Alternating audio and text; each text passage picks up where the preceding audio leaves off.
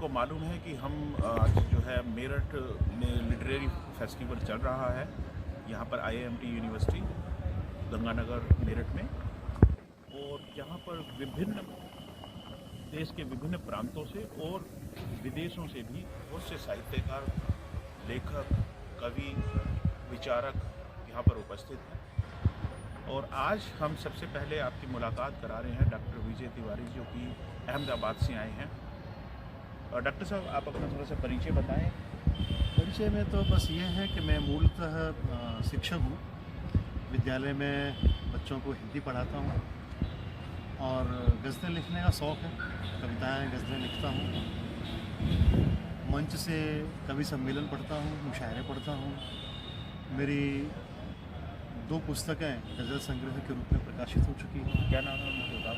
पहला गज़ल संग्रह है फल खाए शजर, जिसे गुजरात हिंदी साहित्य अकादमी ने पुरस्कृत भी किया है जी। और दूसरा गज़ल संग्रह मेरा जो प्रकाशित हुआ वो है आका बदल रहे हैं, जो गुजरात हिंदी साहित्य अकादमी के आर्थिक सहयोग से ही प्रकाशित हुआ। इसके पहले मेरा एक और पुस्तक प्रकाशित हुआ था 1999 में, जो विश्व का पहला अंतर्राष्ट्रीय हिंदी काव्य संकलन है, धरा से गगन तक। अच्छा। जिसमें भारत सहित विश्व के 10 देशों के मूलतः हिंदी रचनाकारों की मूलतः हिंदी रचनाओं का संकलन किया गया है।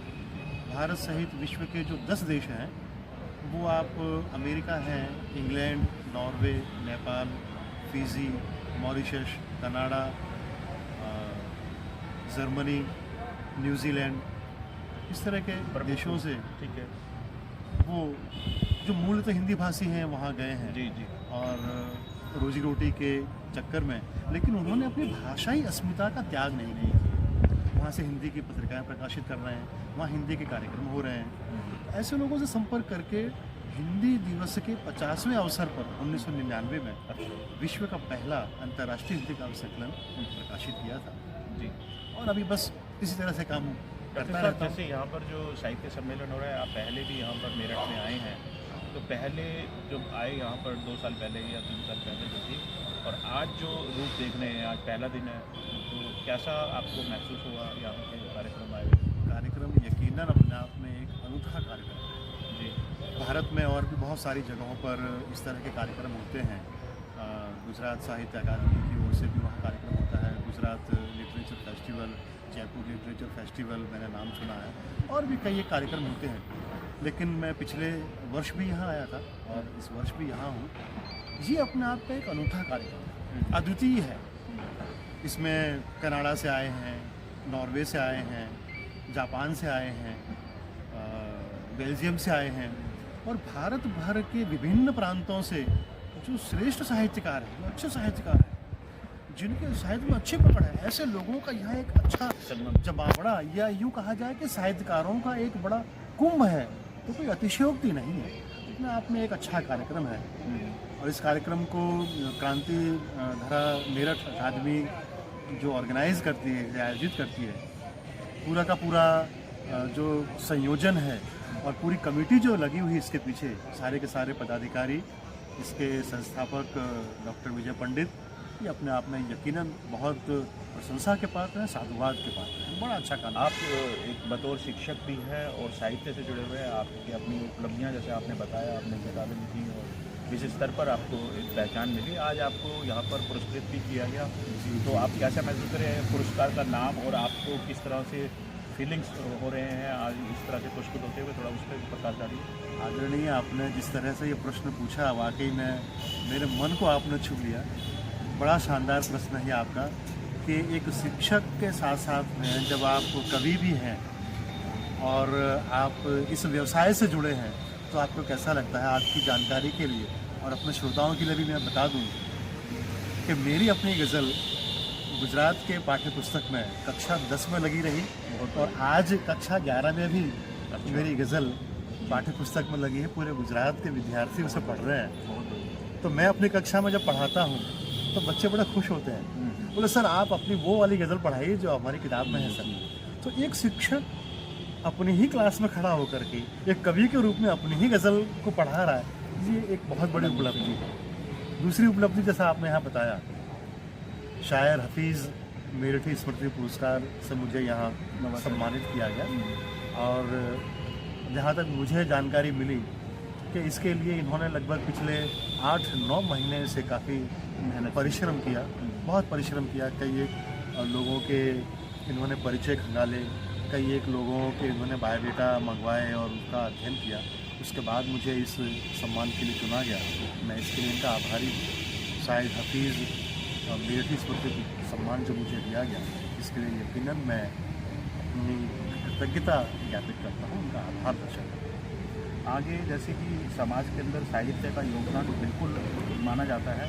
आज के युग में जबकि इंटरनेट का ज़माना क्रांति सी आ गई है, आप शिक्षक बतौर बच्चों के अंदर क्या संदेश देना चाहते हैं? जो भावी पीढ़ी है उसका साहित्य से किस तरह से सानिध्य बना रहे, उसके बारे में हम थोड़ा सा आपसे एक बच्चों के लिए सजेशन जो है आपसे चाहते हैं कि आप बताएं कुछ। बात आपकी सही है। आज का युग जो है वो डिजिटलाइज युग है, बहुत तेज़ गति से और बहुत तेज़ रफ्तारी से जाने वाला युग है। हम सोशल मीडिया को नज़रअंदाज नहीं कर सकते जी। हम फेसबुक को या व्हाट्सएप को या अन्य जो सोशल मीडिया के साधन हैं उन्हें हम नज़रअंदाज तो नहीं कर सकते, लेकिन ये है कि आज के साहित्य को उनके साथ में तालमेल मिला करके चलना पड़ेगा। बहुत सारी चीज़ें ऐसी हैं, CBSE के बहुत सारे कोर्स ऐसे हैं जो ऑनलाइन हैं, तो हम बच्चों से ये नहीं कह सकते कि आप मोबाइल का उपयोग ना करें, आप नेट का उपयोग ना करें। उपयोग तो करें, लेकिन वो उपयोग कहाँ तक आपके पक्ष में है, वो उपयोग कहाँ तक आपके लिए लाभदायक है, उसको ध्यान में रख करके करें। आप अपने अभ्यासक्रम के बाद अगर कुछ और पढ़ना चाहते हैं, कुछ और अगर देखना चाहते हैं, तो आप साहित्य में देखिए, आप गज़लें देखिए, आप कविताएं देखिए, कवि सम्मेलन देखिए, मुशायरे देखिए। हमारे जो साहित्यिक उपन्यास हैं, प्रेमचंद हैं और मैथिली शरण गुप्त हैं, राम कुमार वर्मा हैं, इनके उपन्यास जो जग प्रसिद्ध उपन्यास हैं जिन पर फिल्में बनी हैं, आप उन उपन्यासों को देखें। सब कुछ डिजिटलाइज हो चुका है, सब कुछ ऑनलाइन उपलब्ध है। तो आज के जो विद्यार्थी हैं या आज की जो युवा पीढ़ी है, जो नई जनरेशन है, मैं उनसे सिर्फ ये कहना चाहता हूँ कि आप नेट का उपयोग करें, उसे नज़रअंदाज न करें, करें उपयोग, लेकिन वो चीज़ें देखें जो आपके व्यक्तित्व को और उजागर करें, आपके अवगुणों को दूर करते हुए आप में सद्गुण लाएं। आप जब लोगों के बीच में हों तो लोग ये कहें, बोले वाह यार क्या बढ़िया लड़का है यार, बड़ा शानदार अच्छा लड़का है, बड़ा व्यवहारू लड़का है। और ये तब संभव है जब आप भारतीय संस्कृति से नज़दीक होंगे, उनसे संपर्क में होंगे, उनसे मिले हुए होंगे। और ये तब संभव है जब आप प्रेमचंद को पढ़ेंगे, कवि सम्मेलन सुनेंगे, मुशायरे सुनेंगे, तभी ये संभव हो पाएगा। तो मित्रों, आपने देखा कि हमारे बीच डॉक्टर विजय तिवारी जी जिन्होंने की कितनी अच्छी बातें बताई, और सबसे बड़ी बात जो उनका संदेश युवा पीढ़ी के लिए है कि हम साहित्य से ज़रूर जुड़े रहें। अगर हमने जीवन में सफलताएं पानी, अपने व्यक्तित्व को निखारने में अगर हमने कुछ योगदान हमें अगर चाहिए, तो किताबों का, पुस्तकों का, कवि सम्मेलनों का, मुशायरों का बहुत बड़ा अहम रोल है। हिम मालिनी से मैं SS डोगरा, शुक्रिया।